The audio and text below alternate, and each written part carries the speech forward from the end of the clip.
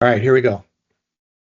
Good morning and welcome everybody to today's webinar on the role of data governance in the age of AI. I'm John Hockey and I'll be the moderator for this session. We're at an inflection point right now where data is reshaping how organizations think about data. Governance can no longer be a back office compliant exercise. It's now foundational for trusted, explainable, and actionable intelligence. Today, we're going to explore what that shift looks like in practice, from ensuring quality and lineage to activating governance through automation and AI-driven insights. Joining me are two leaders with deep experience at the intersection of data intelligence and AI. Aashish Singhvi, CEO and founder of DVSum. This company is responsible for developing an AI-powered data intelligence and operational execution platform. Under Aashish's leadership, we've deployed and operationalized this data intelligence platform that connects what organizations know to what they do, combining quality, governance, lineage, and conversational AI to turn insights into real-world action. I also have Brian Ayers, who is the CEO of Third Realm Technologies, whose firm advises enterprises on data quality, governance, and modernization strategies. Brian has spent a great deal of his career helping organizations evolve from fragmented data management to integrated governed intelligence that drives measurable business outcomes. Gentlemen, welcome. Great to have you both here. All right, let's start by setting the stage. Governance has traditionally been about policy and control, but AI is changing the equation. It's now about trust, visibility, and the ability to operationalize data at scale. So, Brian, I'm going to start with a question for you. When it comes to redefining governance, when companies say their data isn't ready for AI, what's usually missing from a governance standpoint? Yeah, so when companies say that they're not ready for AI from a governance standpoint, usually they're missing the very foundations of data governance. And those things require authority, they require knowledge and insight around their data. They require quality of the data, right? So that's the big thing, is the quality of the data. And most companies have security, but do they have the right security in place? And so really there's three pillars that they really have to rely on when they say, hey, we're not ready for AI. It's the trustworthy of the data, it's the ethical and social responsibilities around the data, and then it's the systems that they need to have a high performing AI driven system. Awesome. Very good. And Aashish, you have been at the forefront of what I'd say rapid development in the data intelligence space for the last several years. When it comes to governance, why is governance now seen as an enabler of AI adoption rather than a constraint? Yeah, John, good to be here. Hi, Brian. So to answer that, I think first we need to go back in more simpler language of, what is governance, first of all. So to me, governance is defined as three or four pillars. Yes, it's about policies, etc., but really it's about we are living in an information age. Data is documented, data is reliable, data is protected, and data drives decisions in the companies, right? Data driven culture. I mean, really, that all falls under umbrella, even though there is a legacy tone to data governance. And so, if you look at those four pillars, and now let's talk about what is AI really about, right? I mean, the AI, of course, is generative AI, etc., but ultimately, it's about automation. How can we either assist? So I use the word like it can help answer, it can help assist, or it can help automate. And at some point, you run fully autonomous AI systems. Now, if you combine those two, AI is about automation, but in an information age that is driven by data. So if you don't have your handles on data correct, which is again, if we repeat, data is documented, that equates to context for AI. Data is reliable. I don't think anybody would argue that if you have it's garbage in, garbage out at an automation scale, if we were to let AI run. Data is protected. What does it mean for AI? The biggest concern leaders of companies have is everything in the internet is now accessible by LLMs. So there is no IP protection. So companies are wary about having their data being available or PII information going into, forget about human beings seeing it. What if the LLM models have that? So again, the protection of data is a critical pillar to enable and adopt AI. And then we talk about democratization of data. Yes, you could say that, hey, democratization was about humans. And then AI, we are trying to use the same data for AI. So the net point to me is, it's in summary, what I'd like to say is that if we are going to enable AI in the enterprise, it's dependent on data. And if we don't have our foundations on data correct, which is data has context, data has reliability, data has protection, then the leaders and companies are not going to accept and enable these POCs to go to production. And therefore, governance is having good governance almost becomes a prerequisite to enable enterprise AI. That's awesome and a great segue into the next section. So we just talked about how governance is defined in this age. So that was kind of the first category I wanted to get out of the way. The next section, I want to talk about the foundation for trusted AI, because you just hit on something really important, and that's trust.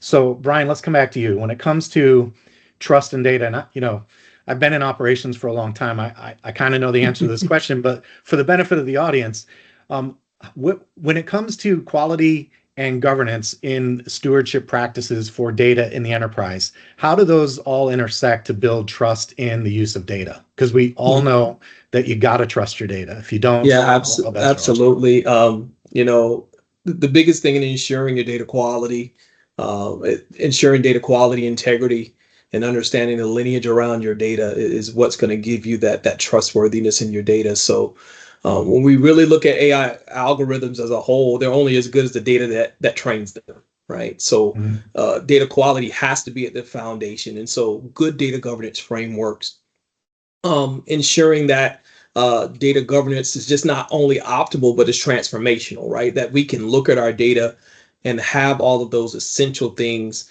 to create that AI transparency in our data. So through those governance practices like data quality, like data integrity, data lineage, data security, all of those things, we can create that trustworthiness that when we ask an LLM a question, when we ask a bot a question, we're getting out the most optimum answers and things of that nature. I'll touch on, I think one of the things that I found in AI that a lot of people don't consider is the importance of data lineage when preparing for that trustworthiness in AI. So when we really look at lineage supports the ability for data to be reproduced. It cuts bias, right? Lineage can actually detect the bias detection and create a model explainability. And so unless we create those governance factors underneath our AI, those things, we can't say that we have full trustworthiness. We get an answer, but can I truly trust that answer because I have knowledge as a pillar of our governance framework around that data? I know everything end to end about that data.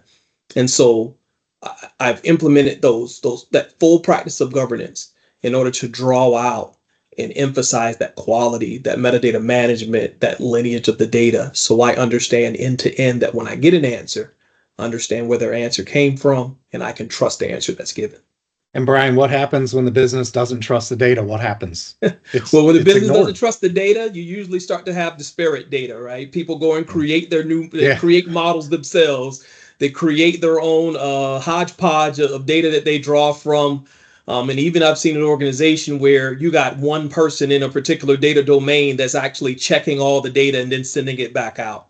But even can you trust that human factoring at that point, right? But people definitely create their own data points at that point, and you have different answers within companies. So, one of my favorite stories, and I hear it time and again, it goes something along this line, is I'm sitting in my sales forecasting call.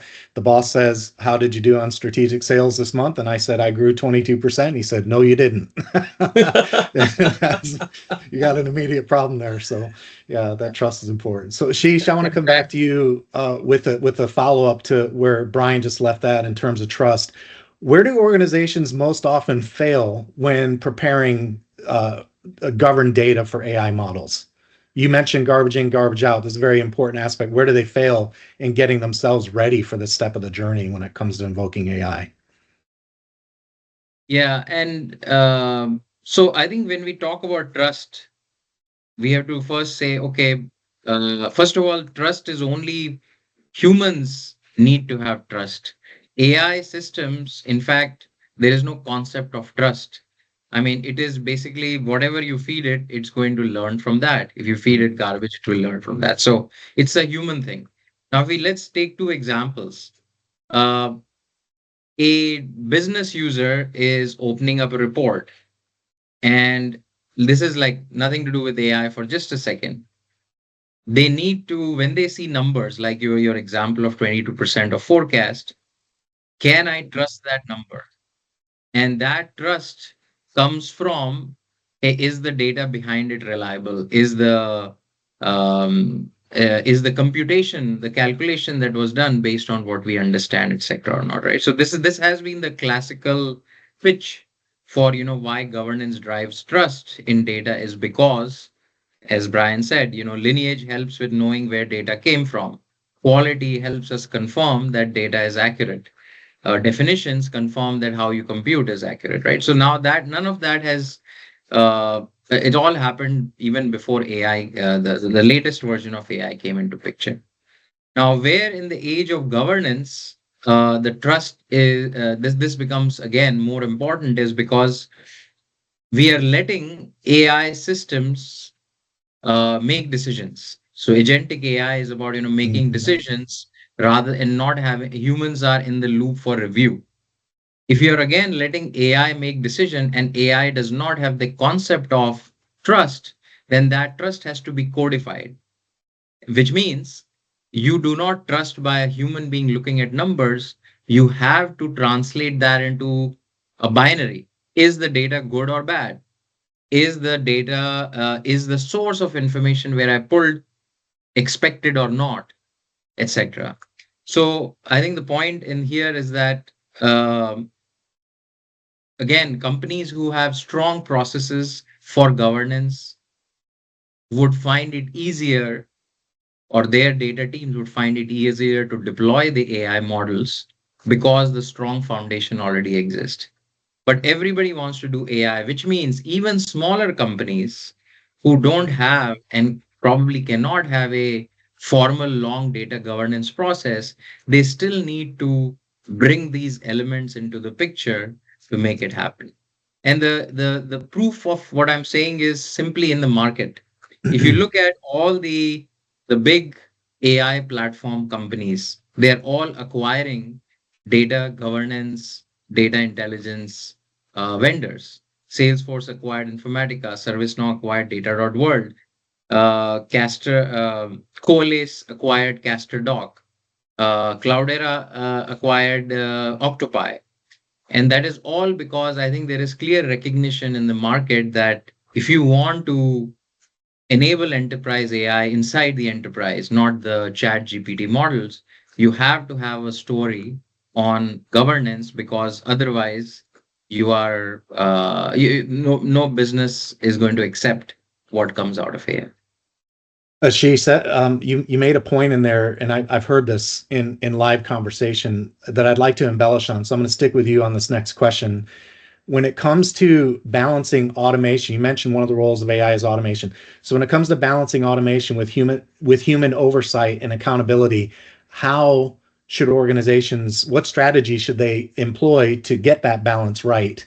Because you're right, AI is about automation. So how do they move from where we are today in a strictly human environment to a more agentic workflow where you can involve AI into your automation and your decision making?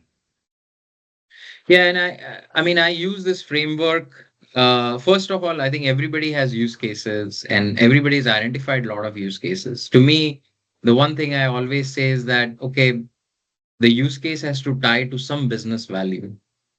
And I think that is why the market quickly in 2023, it was all about co-pilots. 2024, everybody realized co-pilots is not giving us enough value. We need to Mm-hmm. automate, and that's why agents come in.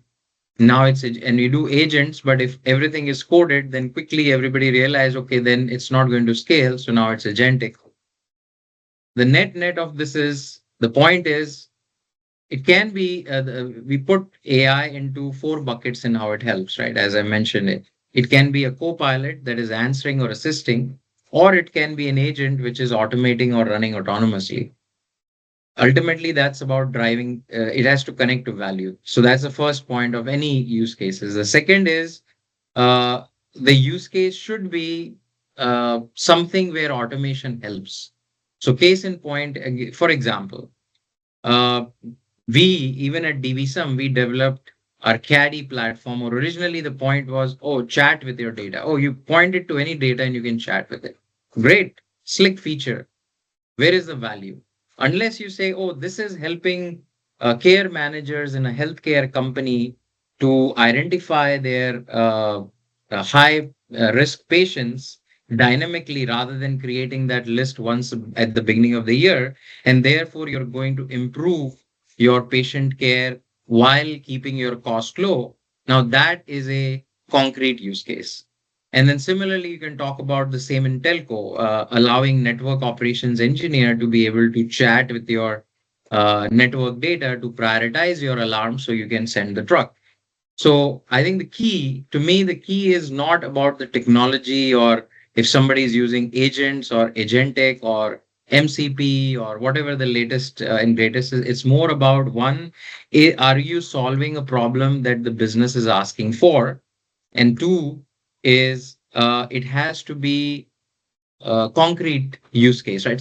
Something that fits into an existing business process. Now, sure, business process can change because AI is automating it, but overall it has to fit into a business process. If you have an AI capability that is not used on a daily, I call it daily dependency, high engagement index, meaning if AI can help me do an analysis that I need once in a while, once a year, the value of a data scientist doing it manually versus an AI doing it is not enough for a business.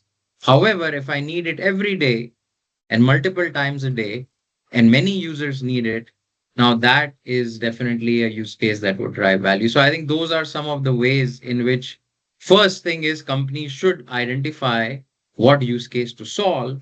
And then, yes, I think if we answer all those questions, the technical solution of how to enable AI becomes relatively easier for uh, AI teams to solve to solution. Excellent, excellent. And I agree that daily dependency is critical. Without that, the business case gets challenged. It's a challenge. So I am definitely aligned there. So I'm going to stick with this theme of automation and intelligence, Brian, and come back to you because you are a practitioner, right? You are a hands-on type. You get involved in this in the deployment of these systems in the enterprise. So the question I want to ask is, how can AI itself improve governance? For example, when you talk about automating discovery, tagging anomalies, how can AI play a role there in your governance program?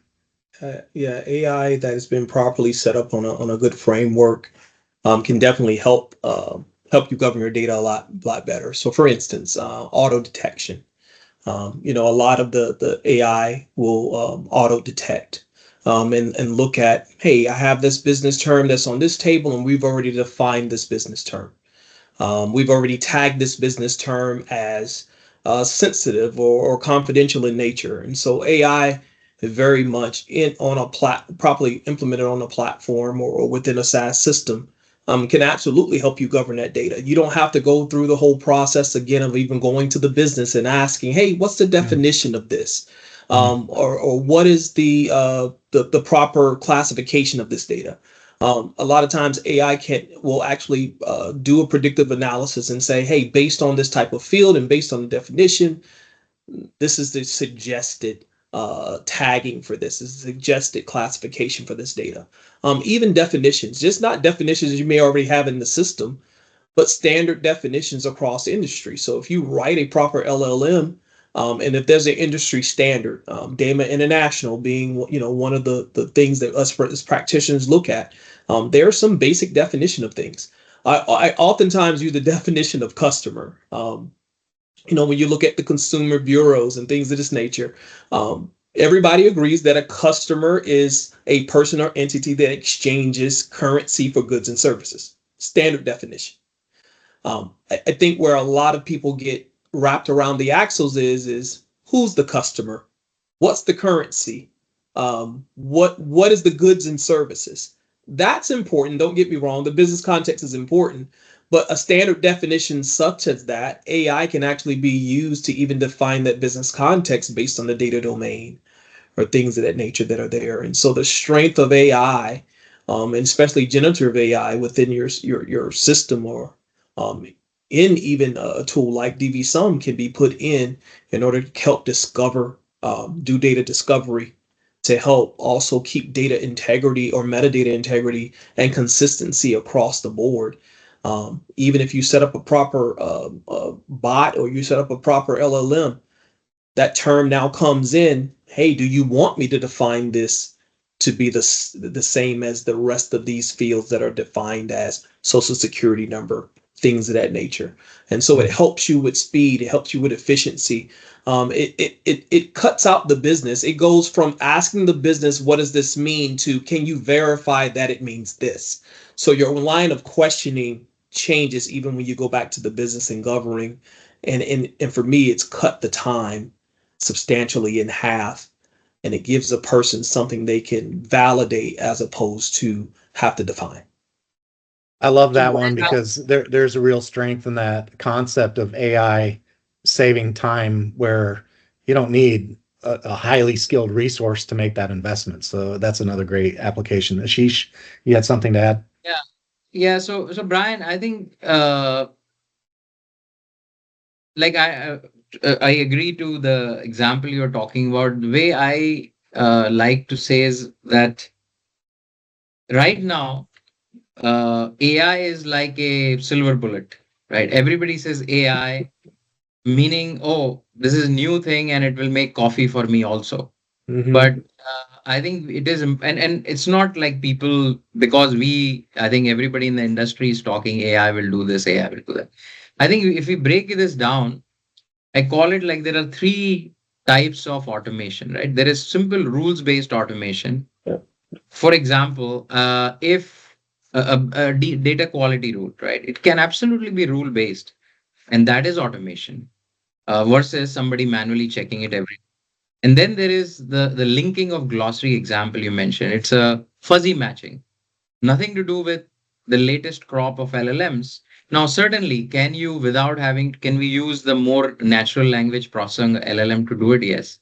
The way I see it is that what is the latest AI, or what is AI very good at, which was not existing before? It's the ability for it to interact with humans in natural language.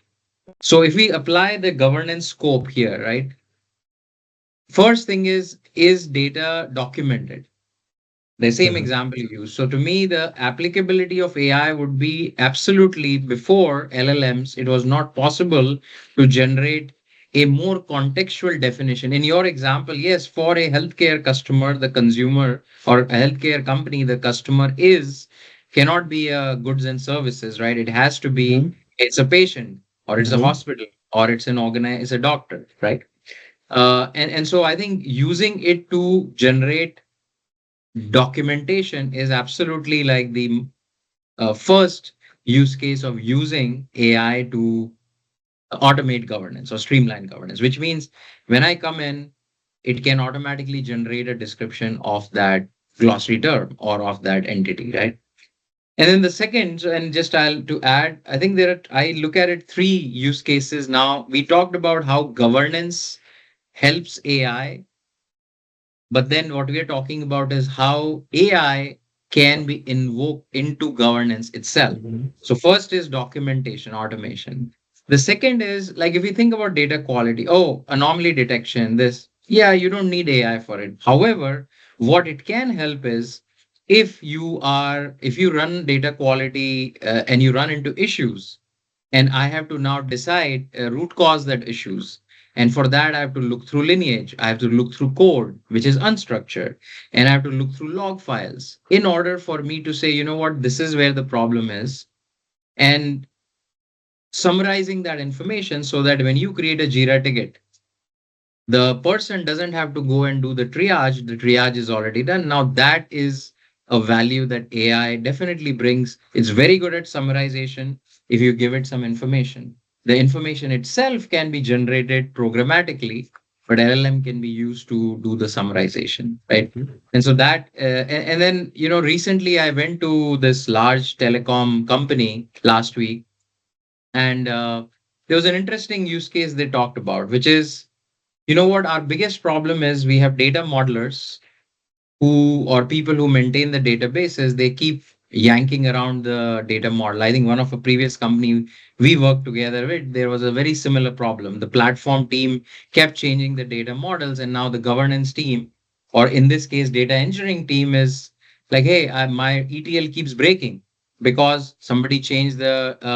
data type from number to string or string to number, or they added a column, or they added a new value. Right, very classical. And so we've always talked about, oh, data lineage may one of the value is impact analysis. But if you Mhm. look in the AI world, right, there could be a easier answer for it, which is when a data modeler is ready to move his changes to production, he should go and get approval. Problem is, how do you communicate that, hey, this is not going to break anything? Now you use AI to say, go and summarize the impact of this change. And it goes through lineage to see which reports might be impacted, which ETLs might be impacted, and then generate a summary.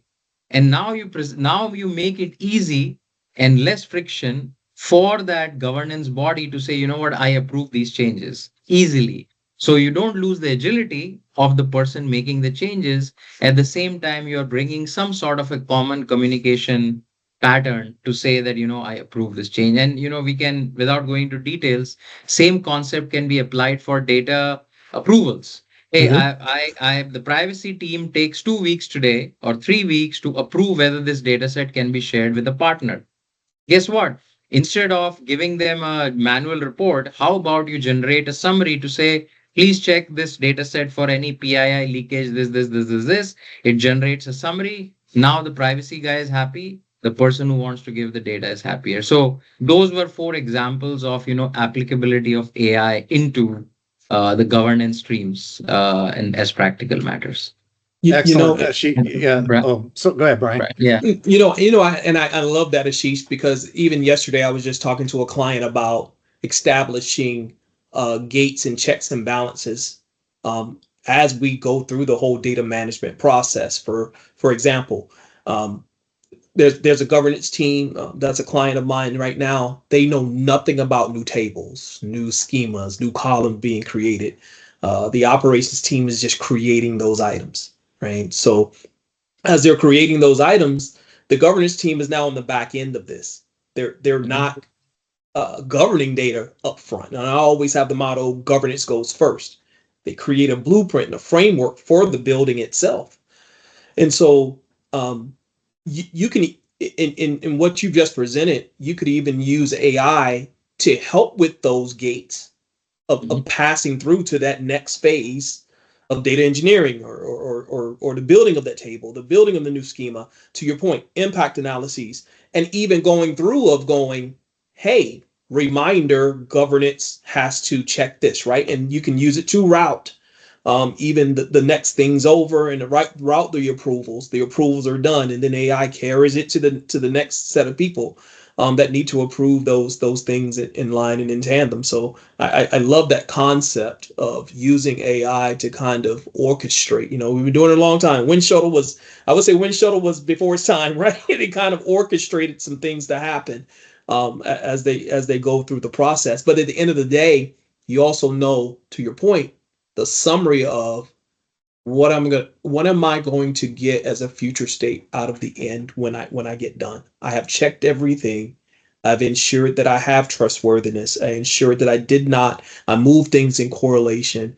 And AI will help you think about things that you haven't even thought about, right? We might know there's 5 tables, but to your point with AI and the ability to do lineage, there might be a 6th table there or a new table that was built that wasn't even considered at this time that actually be in the path of impact when you make that particular change.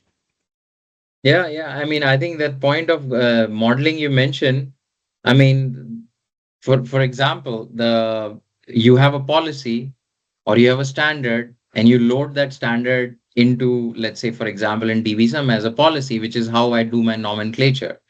Now, the person who's going to create a table, instead of them thinking, they could take their, let's say, table 1 through 3, 4, 5 columns, feed it into the LLM, to like the chat, let's say Caddy, and say, hey, can you help me standardize this table into my nomenclature? And now you're taking your input along with the policy document, and LLM can generate the better name of the table, the better name of columns, the data types, which are more standard. So, you're absolutely right. In the governance process, it doesn't have to happen after the fact. It can absolutely be used in the process itself. Good conversation, guys. So you kind of hit on the next section already, and I want to talk about activation. So how the theory's out there. We know governance is necessary, quality is necessary, lineage. We got that part. What are the obstacles to activation, Brian? You again, you're a practitioner, so you see this. You go out there and everyone desires or aspires to have the right environment, right? We know that. That's a true. They all aspire to have data that we can trust and utilize to, enhance the business. We get that. But what does it take to actually activate governance in practice and make it real and tangible?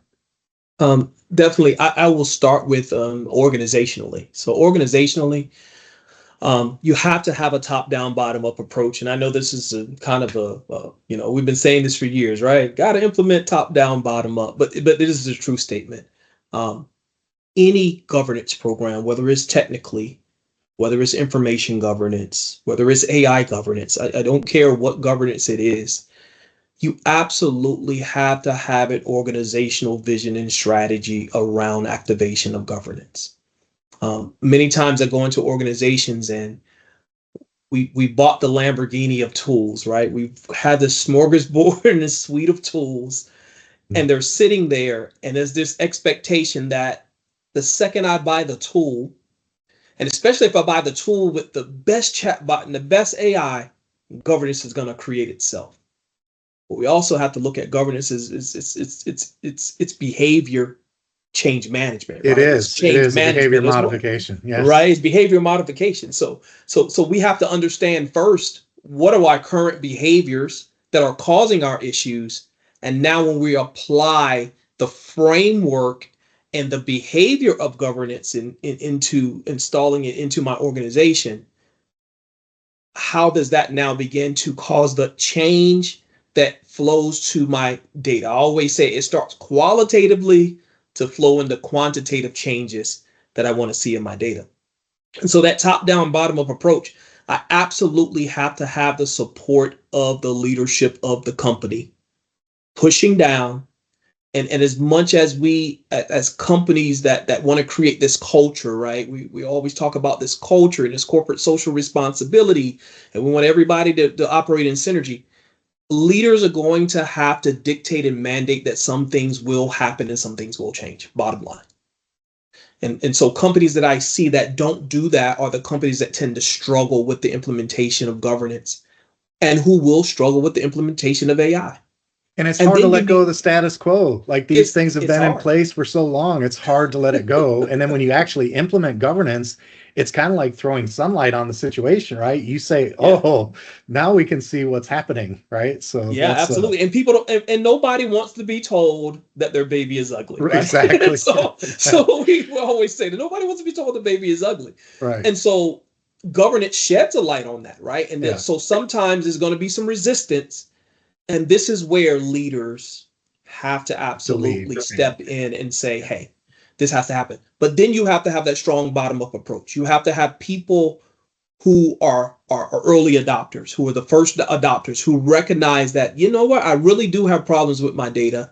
And I want to gain insight and knowledge of why that's happening. And I want to treat the disease and not the symptoms.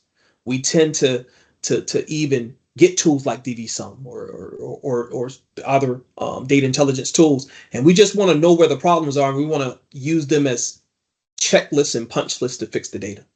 but we don't understand the insight and the innovation that we gained from these tools that tell us, hey, there's a disease over here, and it may not Yes. even be, right? It may not even be pointed towards a symptom. I give you a prime example.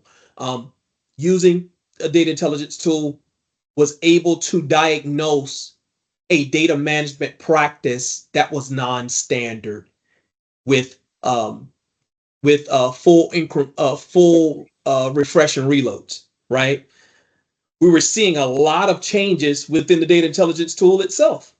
We were seeing that tables were being deleted, right? It was saying, hey, this table's been deleted. Well, we know that's not true because in this particular instance, people would not be getting paid. Staff, there would be no staff in the company if these particular tables were changing.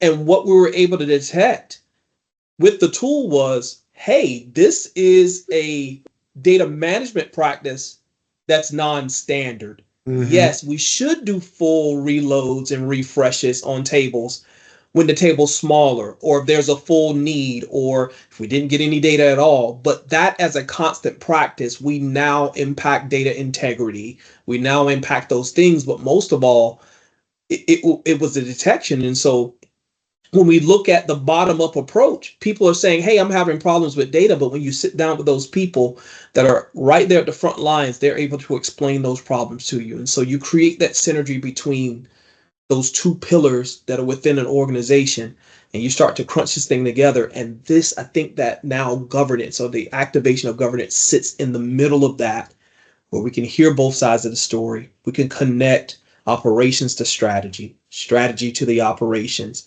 and we can really holistically create that true strategy and drive a company into that true data-driven company, because we understand the pain points from the front door to the C-suite. Well, Brian, my very next question was what example can you share where governance directly improved? So you jumped ahead on me on that one, but good answer. I mean, yeah, that's a great story, and glad you were able to find that. So. But Brian, I have a slightly different opinion. So because this is an age-old problem. Oh, governance need executive leadership. It's change management. So what's new? I think there is a fundamental flaw. If you look at governance, right, the adoption is highest in one industry primarily, which is banking and finance. And there was a reason for it, because there is a requirement for credit risk reporting that requires you to show you have a handle on your credit risk, etc., etc. So I think my point is, what's going to change? I mean, if it's like human factor is an important consideration, so what's new is the same. And why will it change now? It's not. So the way I see it is, uh, the primary problem of governance, why adoption is always a challenge, is because we've always looked at it. First of all, I think there is this understanding that data, everybody understands quality is important. Everybody wants documentation, but nobody wants to actually do it. That's why the whole data governance team came into picture. But if we look at from the perspective of those stakeholders, what is the value for a business user of governance? Sure, hey, it'll help me improve quality. Yes, I'm still going to use a report. Data engineering doesn't really care about governance because they live in DBT and Informatica and those tools. What is the value for them? Analyst lives in Power BI. What is the value for them? If it is like, oh, you can search this information, etc., I'm saying that all existed. What's going to change because of AI? So my view is that what is going to change is it's an opportunity to reset on how we deliver value to those players. So let me explain. And this is where we are focusing in DVSum on, right? Taking governance with this different twist, which is not governance for the sake of governance, but what is the value does it give to the data engineer? What is the value it gives to the data analyst, the report writer, and what is the value it gives to the business user? Because ultimately, and then the perhaps fourth, for the data privacy guy, because ultimately it is about those four stakeholders on data, right? And so, for example, as I gave the example of, can the tool help the data engineer not have to spend time in getting bombarded with requests from, your data is wrong, and it can analyze for that person. Now you have saved time for him, so he or she can focus on writing ETL. Similarly, for the person who writes report, he's still going to write report, but he gets bombarded with questions about, hey, report is wrong. So can it help analyze that information? So my point is that I think yes, to adopt, the question that John asked was, hey, what does it take to adopt governance? And my view is that the same old is not going to work. It requires a complete different way of looking at it. That is how we are thinking about it, which is we have to find those nuggets of process flows of an analyst, of an engineer, of a user, and embed governance right into that process. Not as a separate process that runs, but governance is part of my flow. So, for example, if the business user lives inside a report and they see a definition which they don't understand, they shouldn't have to come out into another tool and then search for what is the meaning of this or find it right in there. Whether it's a AI interface inside a report, they should be or right clicking it, and it should be able to generate the definition for them. So one is meeting the stakeholders where they exist, and the second part, which which AI is very good at, is personalization. So case in point is, we talked about description. The way a data engineer thinks about description of a table is very different from how an analyst would think, and clearly very different from how a business would think. So, yes, raw information, there is a table, there are columns, there is profiles, there is quality, there is lineage. But the way you write that information from an engineer would be very different. So, the second part that we are very focused on is, how do you, the knowledge is still, the raw knowledge is still the tabular knowledge. However, what you display to an engineer versus an analyst versus a business user can be personalized, which is going to, in the end, drive more adoption, right? Because to me, we are applying the same, just as a quick side note, we apply the same with training. The trainings of any employee or anybody would, hey, you create a coursework, and then everybody has to follow the coursework. But guess what? Some people are smarter, some are not. Some people are more technical, some are not. So the way we look at training is, you still need to create your raw content, but then you present that in the form of a chatbot or a chat GPT kind GPT, so that everybody can learn in the way that is most conducive to them. So the same principle applying on, how do you use LLM to present governance in different ways to different stakeholders. Yeah, I think, and know what? Watch this. I don't refute anything that you're saying, and you actually made me think about a use case that I'm working with a client on right now. They are a company who absolutely have implemented AI, and they're doing all of these things. However, one of the biggest complaints in the company right now is a data governance use case, data discoverability. I can't discover my data. They have AI all over the place. They're building new LLMs, they're building new chatbots, they're doing all these things, but yet their complaint is still data discoverability. And that's because there at the top, there is a different outlook or an opinion about the way data is governed. To your point, they're governing from more of a technological perspective, where when you look at the bottom half, I would say mid-level management and below, they have another need, right? They have another need from a business contextual workflow, a process perspective. And so when you have those two differences of opinions, now you have to figure out a way, to your point, to bridge the old school way of activation of governance in the organization with the new school way that AI will bring, right? So I have answers without context, in a sense, in this particular case. I have differences of opinion where people are over here doing it a certain way, and there's no synergy, or there's no policy, or there's no workflow or mandates around what's being done. So the data privacy people, you talked about data privacy people, they're not getting tags now, because although we have this automation and this AI and all of these things, the governance process is still not being complete. And so now my data integrity, my data protection, my data security, all of that's at risk because I have not created that top-down mandate that has now met that bottom-up operational approach to data. So you bring up an interesting point. We have to figure out now, right? We're in industry. We have to figure out now, how does this technology now innovate around the things, the human in loop things, but how does it now also bring the mandate that this is the way we do it, right? So even within the Brian, systems itself has to be governance, right? Brian, you brought me right to the final subject, which is it's a great commentary, and that's the future outlook. So that Yeah. my questions are on the future are, and Ashish, I'm gonna point this one to you. As AI adoption accelerates, what new roles or skills are governance teams going to need?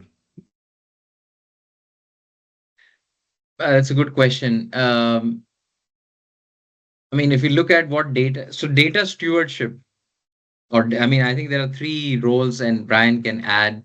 There's data governance manager, of course, going into a CDO or a CIO, and there's data stewards, and there could be master steward and domain stewards, and sometimes it's data custodians, and then there are the stakeholders, privacy, quality, I mean, engineering, data engineering, data analysts, etc. So I think the core role of governance, I mean, I would say more so than often the role of governance, I mean, it needs to be called data governance. I think data intelligence, we use that keyword on our platform, but data governance is still the most recognized name. So data governance role has to exist. Now, where I think as we're talking for all employees in any organization, I think bringing a little bit more prompting skills is definitely going to help because that allows the governance team to leverage the AI. I mean, even if, for example, DVSum itself provides a chat interface that works on the metadata, but you need to ask it the right things, right? The right things, yes. So I think prompt engineering skills is something that everybody should learn, and data governance people.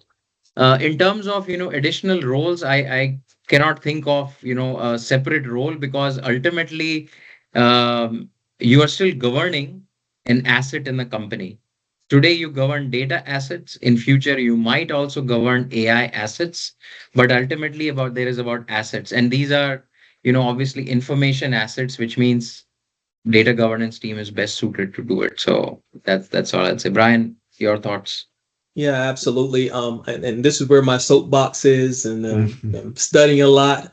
I think now you more intricately are using your data privacy, your legal counsel, um, and you now have people who have to specialize in information governance and ethical practices to produce that responsible AI in this governance age. And so when we really look at modern data governance, it has to integrate what we're calling AI governance. And I have my whole thing about that. I won't get into I won't get on that soapbox. But having an understanding of ethics and use policies now, right? Aligning your AI practices with frameworks. One of the biggest frameworks that I always look at is the Belmont report that was produced by Health and Human Services in the 1970s. And so now, as you're implementing AI, having people that have knowledge to design something without the bias and the fairness of controls as a prominent part of implementing AI in this governance age. So monitoring the data sets for underrepresentation or skewness that could lead to even discriminatory practices within the AI outcomes. And transparency and explainability, all of those things. When I really think about it, I think about the use case with Workday. Workday had AI in practice, and they were enabling things, but they did not think about the impact, or I would say the regression testing or the impact testing of, is this thing making fair decisions when I implement it to do something? Is it following ethical practices when I implement it to do something? And so those prompt engineers and all of those things will have to have the skills of ethics in practice, accountability and auditability. So enabling the governance council, enabling people to actually look at and review the AI cycles and checkpoints that are within a system, documenting the model, the data inputs, training parameters, as Ashish was kind of talking about, and that decision logic. And are there audits now on that, and having people with the skills to be able to audit those things and test the outcomes of those things to see if they're truly there. But when we really look at all of this as AI as a whole, we have to kind of take on a human research mindset. I look at AI as a technological way to conduct human research. And so when we go back to the Belmont report, we look at those factors of beneficence that have to be implemented in a person that's conscious of those things in order to implement proper AI, even around the data, to even have non-biased practices, because we tend to like to do something a certain way, but it may be the stock market exchange that say, hey, that's not allowed. And so now your LLM, your AI trains itself to skirt around those things. How do we detect those things, right? So it's going to be important in the future that we look at those things from the ethical standpoint too, and take that step back and be able to audit the auditors in the AI. So yeah, I think the idea and what I've kind of observed too is that this workflow now, you have to be a practitioner in living in an agentic workflow, right? So now you're going to have AI in the flow in the middle, and you have to learn how to operate in that space if you're a practitioner in governance. And I think you bring up a great point in that, because you're going to need to be a practitioner to get it going. Yeah. Then you put AI in the middle, and now you're going to have to be a different type of practitioner on the opposite end, right? Now, what is happening, right? And how do I monitor and tune this to ensure that it stays compliant, not only from a data perspective, but from a legal regulatory compliance perspective as well, right? And it covers. Yeah. And I think companies have to be mindful of that, because it is a social determinant of health. Those things we eat, sleep, live, breathe, all those things. Are we creating disparities in those areas somehow, even for our internal employees? But also maintaining that corporate social responsibility, which is important as well, right? We're not causing harm. We're not causing undue duress to a population or a certain set of people. So. Excellent. So very good, Brian. Thanks for sharing. And I have one last question. And what I want to do in this question is tap into the fact that, Aashish, you talk to so many different customers. Brian, you talk to so many different. You guys are both out there every single day in the trenches talking to leaders in the space. So let's come up with some advice. In a single line, what is the biggest mindset shift leaders have to make regarding governance in the AI era? And Brian, I'll start with you. You started with me. So you said it's single biggest mindset change that a leader has to make about governance in the AI era. It is not extra work. I think that's the biggest thing. It is not extra work. It has to be a way of life. AI will bring efficiency, and what I mean by that, AI will bring efficiency and skill, speed to what you do, but it is not extra work. It's a requirement, right? It's transformational, I would say. Excellent. Very good. Aashish? Well, in one line, for the executives, it would be you have to adopt it. Otherwise, you will lose your competitive edge if you had one. Yeah. Nice. And the second, in the same vein, I would say it's not about you don't need enough people to do it. The point is you are able to achieve a lot more from a business performance, and you can focus on things that you could not focus on before. So it's really about that with AI. Excellent. Well, thanks, Aashish and Brian, for your time today. What stands out from the conversation for me today is that governance is no longer about a checkbox. It's not a compliance checkbox. It is literally the foundation for how a modern enterprise runs. So companies that win with AI, they're not just collecting data, they're governing it in a way that makes it trusted, transparent, and usable. And that's, I know Aashish is very fond of that concept, democratizing data. And as a business data consumer, I'm very fond of having data that I can rely on to make my decisions. So AI is making this possible by taking on the heavy lifting, automating discovery, surfacing lineage, identifying quality issues, and giving teams visibility they've never had before. So thanks again, guys, for joining us. If you'd like to learn more or see how others are applying these principles, make sure you visit DVSum at dvsum.ai. Thanks for your time today. Thanks, John. Thanks, Brian. Thanks, John. Thanks, Aashish.